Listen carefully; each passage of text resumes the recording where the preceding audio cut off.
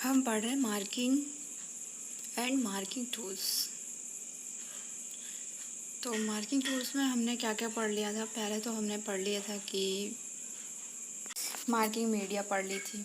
Marking media मतलब कौन सी, उस पर क्या लिपिंग करते हैं, क्या क्या कोटिंग करते हैं, इन सब चीज़ों को पढ़ लिया था। उसके बाद उसकी टेक्निक्स पढ़ लिए थे कि कैसी हमें लाइनें खींचनी होती मार्किंग करने के लिए। पहले हॉरिजॉन्टल, फिर वर्टिकल, फिर कोई सर्कुलर या कोई आर्क लगाते हैं।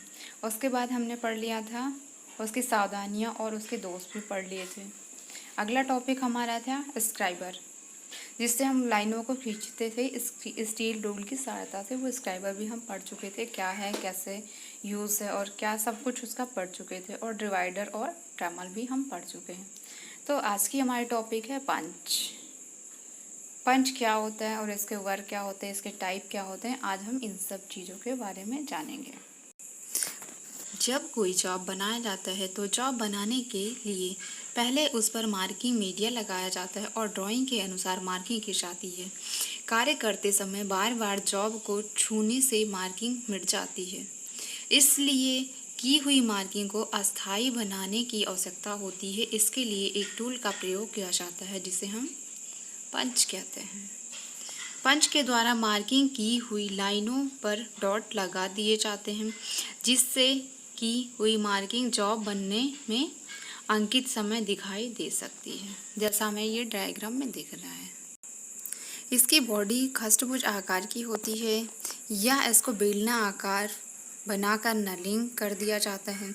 इसकी बनावट में क्या क्या है, इसके 3 पार्ट्स हैं। कौन कौन सा? पहला है हेड, दूसरी है बॉडी। बॉडी कौन सी है इसकी? जो नर्लिंग की हुई है। और तीसरा क्या है? पॉइंट। पॉइंट जो है जिससे हमें पहचानना है और जिससे हमें क्या करना है, उस पर पंच करना होता है। पहचानने का मतलब हमें बहुत सारे टाइप से होते हैं, तो उस पॉइंट को देख के ही हम पहचानेंगे प्रिक पंच है, डॉट पंच है या सेंटर पंच है। आइए अब हम इसका मटेरियल जान लेते हैं कि ये किस मटेरियल का बना होता है। पंच प्रायः हाई कार्बन स्टील के बनाए जाते हैं और इनके पॉइंट को हार्ड और टेम्पर कर दिया जाता है। इसकी साइज कहाँ से कहाँ तक लेते हैं? पंच की साइज इसकी पूरी लंबाई और इसके व्यास के अनुसार लिया जाता है। जैसे पंच का 150 गुणे 12.5 मिलीमीटर। पहले हमारा आता है डॉट पंच। डॉट पंच इस प्रकार के पंच के पॉइंट को 60 डिग्री के कोण में ग्राइंड करके बनाया जाता है। इसका प्रयोग मार्किंग करने के पश्चात लाइनों को डॉट लगाने कर उन्हें अस्थायी बनाने के लिए किया जाता है।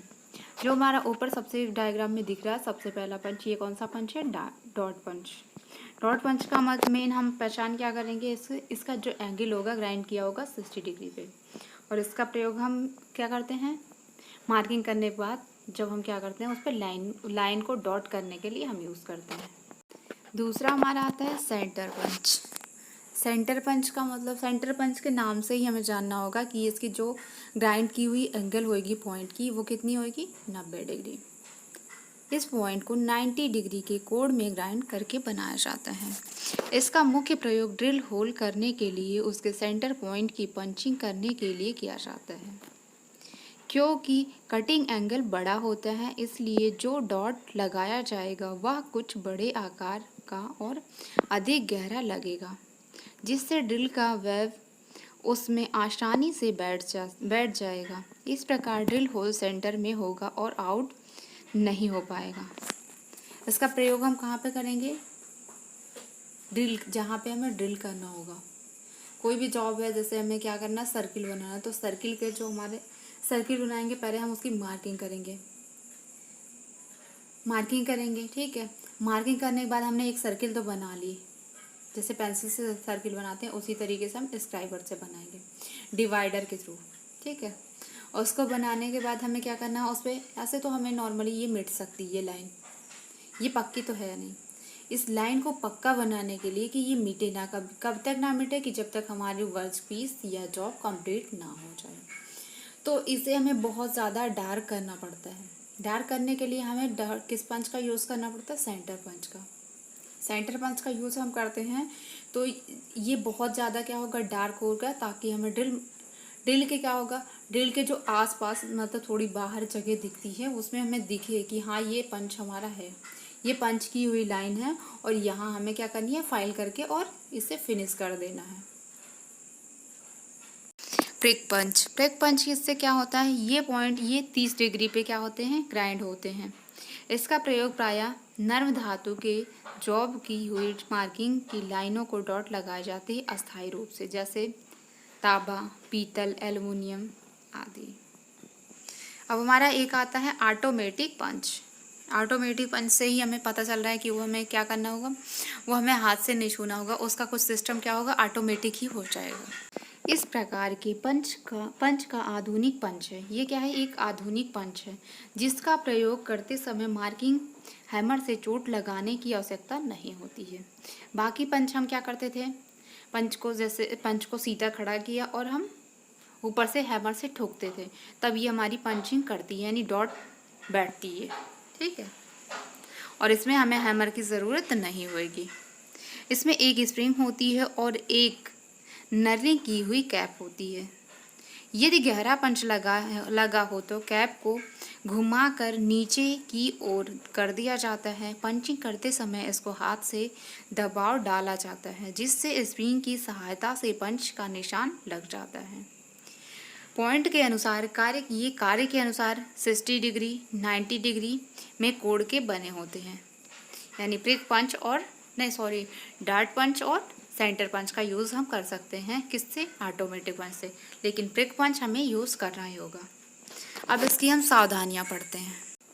पंच का पॉइंट तेज धार वाला होना चाहिए। उसकी जो पॉइंट है वो कैसी होनी चाहिए, शार्प होनी चाहिए एकदम बिल्कुल, और उसे चेक करना चाहिए पहले। कहीं भी पंच करने से पहले हमने हाथ में उठाया तो उसे हमें सबसे पहले देखना चाहिए उसके पॉइंट को, कैसी है पॉइंट। नहीं अच्छी है तो फिर से उसे जो करने लायक है, ग्राइंड करना है तो ग्राइंड करें, चेंज करना है उसे बदलें, जो भी करना है उसे करके फिर यूज़ करें। और अगली पॉइंट हमारी, लगे हुए डॉट्स के बीच की दूरी ना बहुत अधिक हो ना ही बहुत कम। यह दूरी 3 से 6 मिलीमीटर तक रखी जाती है।